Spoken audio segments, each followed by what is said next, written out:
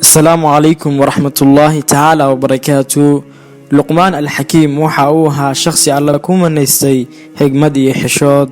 هذا مقال كان المانتا وحان كجاهد لنا وكوما لقمان الحكيم.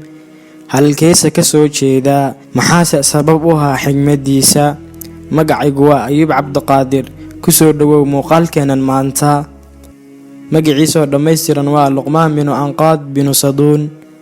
taariikhyahanadu waxay sheegeen inuu Luqmaan al-Hakiim uu ka soo jeeday masaarida madow, halka kuwa kalena ay sheegeen inuu ka soo jeeday Xabashida.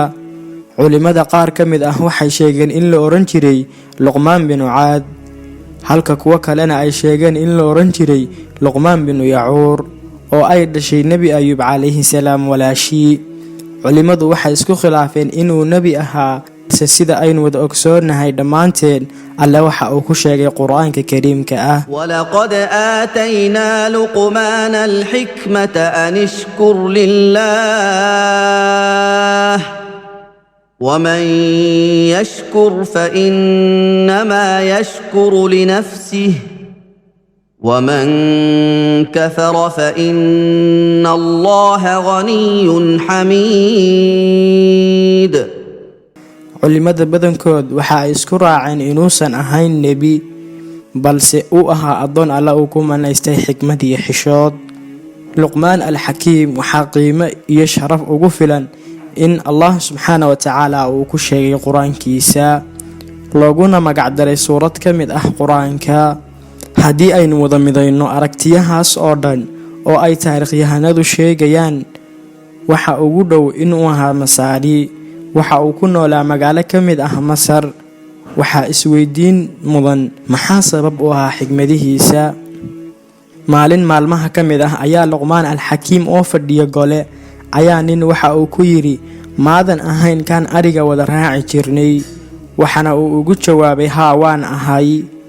kadib ninkii waxa uu ku yiri maxaa darajadan intan la ku gaadhay Luqmaanow, waxana uu ugu jawaabay Luqmaan al-Hakiim waxa ay gaarsiiyay anigoo iskaga tagay waxaysan dan iigu jirin hadalka oo aan runta ka sheego. taariikhyahanadu waxa ay sheegeen in maalin maalmaha kamid ah uu u yimi nin kuna yiri maxaad ku gaadhay xigmadaas inta le'eg, waxana uu ugu jawaabay indhahayga oo aan ka daboolay xumaanta, hadalka oo aan runta ka sheegay, ballanta oo aan oofiyay, waxaana aan karaameeyaa martidayda, waxaanan ixtiraamaa dariskayga, waxaanan ilaaliyaa carabkayga iyo farjigayga. Luqmaan al-Hakiim waxa uu ahaa shakhsi aamusnaan badan, lamana arag asagoo waligii meel xaajo ku gudanaya, lamana arag asagoo qoslaya. waxa uu ahaa shakhsi hadalku ku hadlayo uu ahaa xigmad. sidoo kale waxa uu ahaa shakhsi hadalku mar yiri aan ku soo celin jirin mar labaad, waxaana uu ahaa hadalkiisu xigmad midaas oo dadka ku reebi jirtay la yaab iyo ashqaraar. waa inoo iyo qaybta xigta ee muuqaalkeena iyo xigmadihii qaaliga ah ee Luqmaan al-Hakiim.